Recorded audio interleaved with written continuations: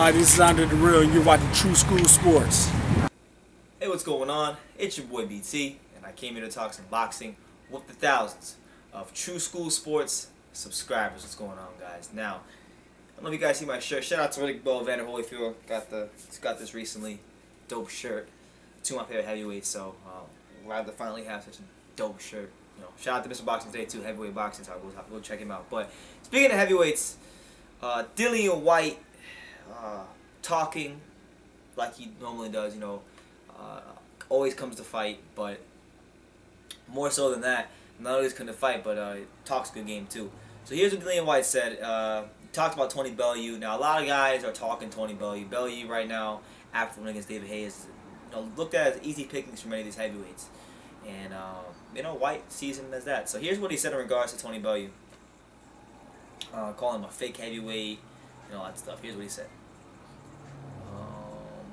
And he's also replying to Tony Bellew saying that he wouldn't fight Dillian Whyte because Dillian Whyte got knocked out in a fight for the British title.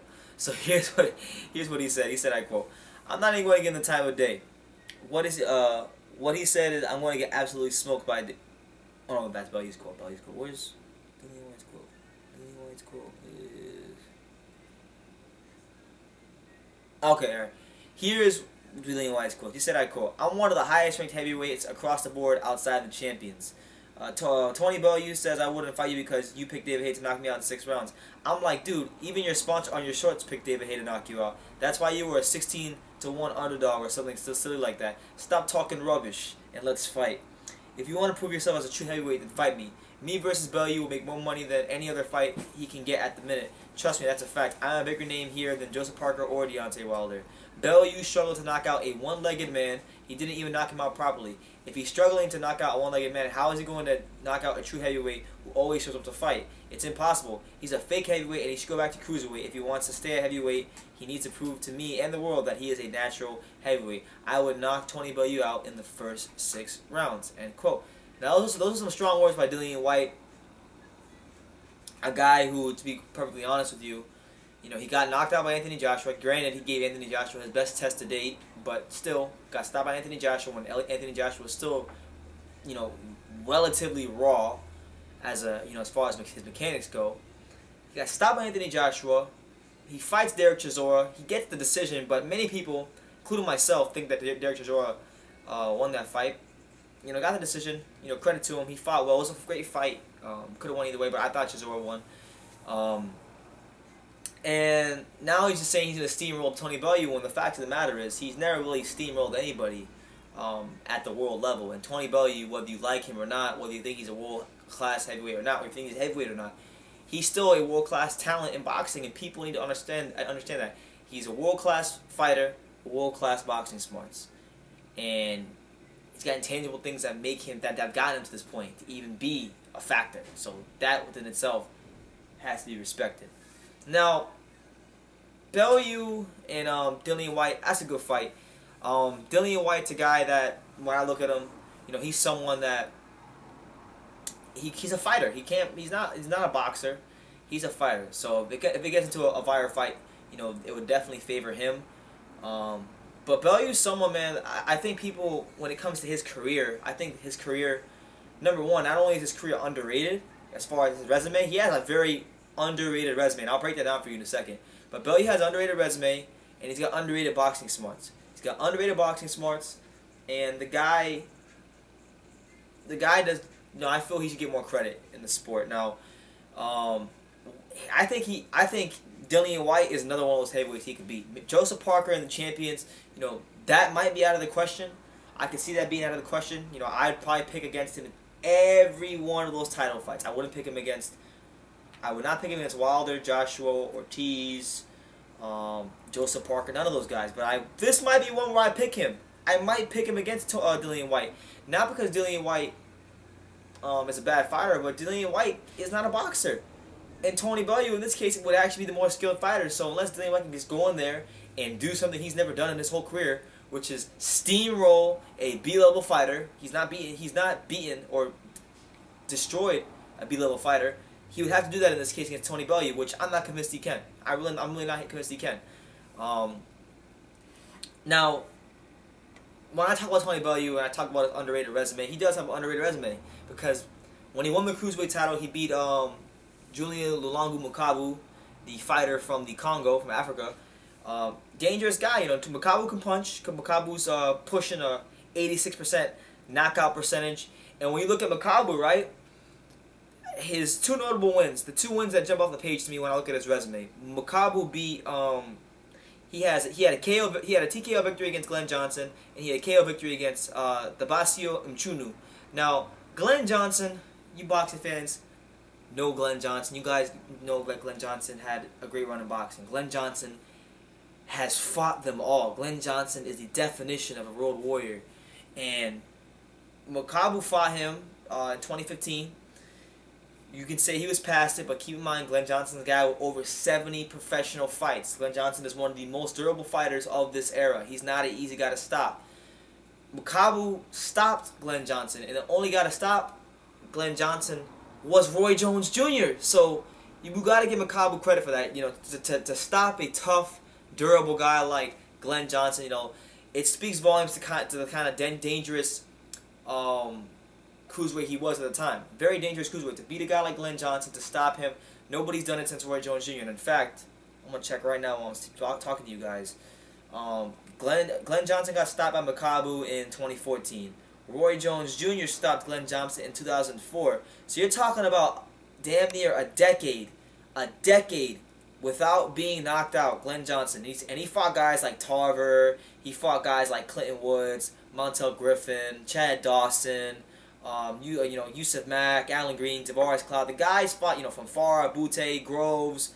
He's fought some straight punchers. He's fought some punchers, and he hasn't got knocked out. So for Makabu to go in there and do that against him, what does that tell you about Makabu and how dangerous he was? You saw what he did to Bellew in the first round. He stopped him. So that was a very underrated win. Tony Bellew, in my interview with him, he kind of went on a whole tangent about that, and then I really didn't understand why, and then I did a little more homework on Makabu, and I saw why. You just stop a guy like Glenn Johnson. You gotta be not just a dangerous fighter, but a crafty, smart fighter, and Makabu is just that with his counterpunching ability. Then he beat Makabu beat Mchunu, Dabasio Mchunu. Now Mchunu was a guy. Most of you may know him. He recently fought on the undercard of Bernard Hopkins versus Joe Smith. He fought Alexander Usyk, and if you guys remember that fight, Usyk did get a stoppage victory. I believe he knocked him out in the the latter stages of the fight, somewhere just as the championship rounds began, or the championship rounds before the championship round. So 9th, 10th round. He's Usyk, a world class gold medal amateur, had a hard time breaking Mchunu down. He was a tough, crafty guy, and Makabu stopped him too. So Makabu was a dangerous cruiserweight, I should say, and Bellew got him out of there. Aside from Makabu, he beat BJ Flores, who's a solid guy. We do know about David Haye. Nobody picked him to win that fight. You guys can say whatever you want about the damn one-legged thing, but the fact of the matter is, one-legged, two-legged, three-legged, six-legged, none of you picked him to beat David Haye, and he went out there and he proved the world wrong. One of the bigger upsets we've seen in a while, probably since Joe Smith from Farah. He beat Nathan Cleverly in a close fight. Beat Nathan Cleverly, beat guys that we look at Kovalev, we look at Andre Ward. When Bellew was a heavyweight, he fought some of those same guys that you guys used to hype up and prop up Kovalev and Ward. He beat Chilemba, who was a crafty guy that Kovalev couldn't knock out. Beat Chilemba in a unanimous decision fight after having a draw with him.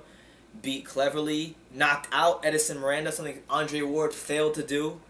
So he knocked out Edison Miranda after Edison Miranda had been beaten a couple times, but beat him. He's beaten some quality opponents, and he does have an underrated resume. And finding a guy like Dillian Whyte for Tony Bellew would not be a problem at all.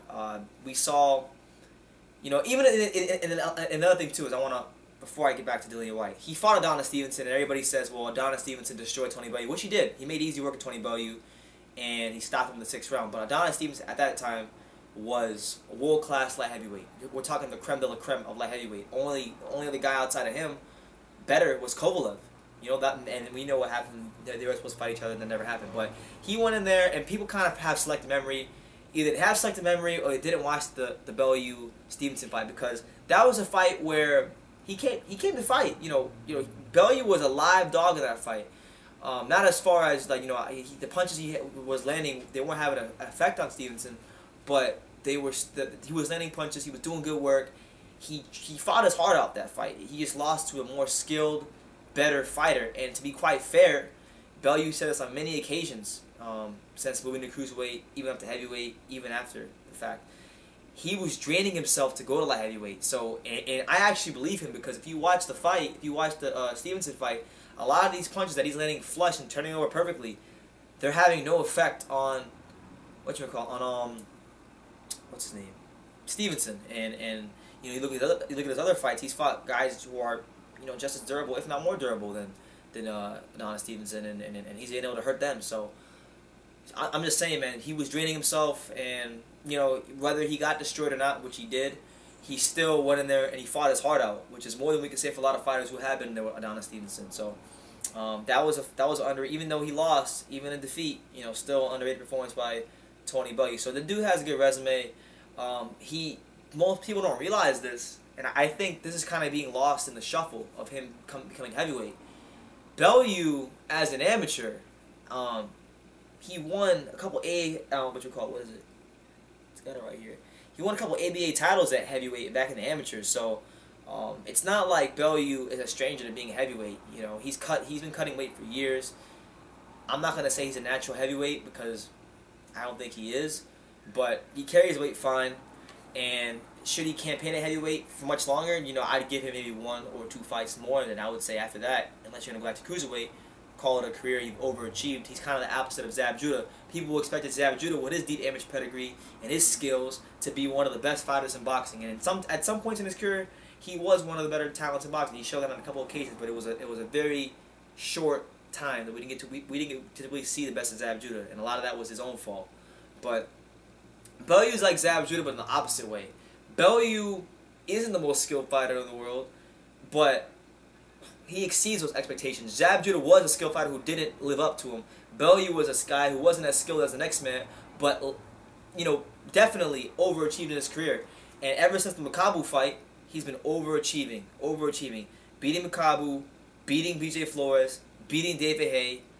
I mean, the guy's on a Cinderella kind of story right now, and could he beat Dillian Whyte? I mean, that's a very winnable fight for him. Dillian Whyte, like I said, he's got some power, he's got some pop, but he's a sloppy fighter.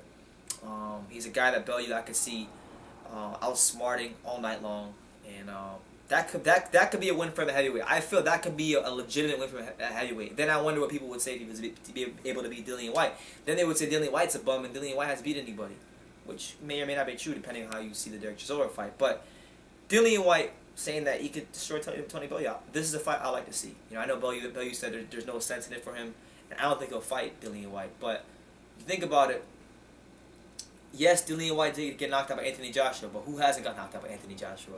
He's the only guy to hurt Anthony Joshua, so I think you got to give him some credit for that. It does make sense from the standpoint of business, because if you look at Dillian Whyte, he is becoming a bigger name in the UK. His fight with Derek Chisora on the Joshua Molina undercard stole the show. Really, it was the fight on the fight of the whole card. One of the more exciting fights we've seen in boxing in the last couple of years.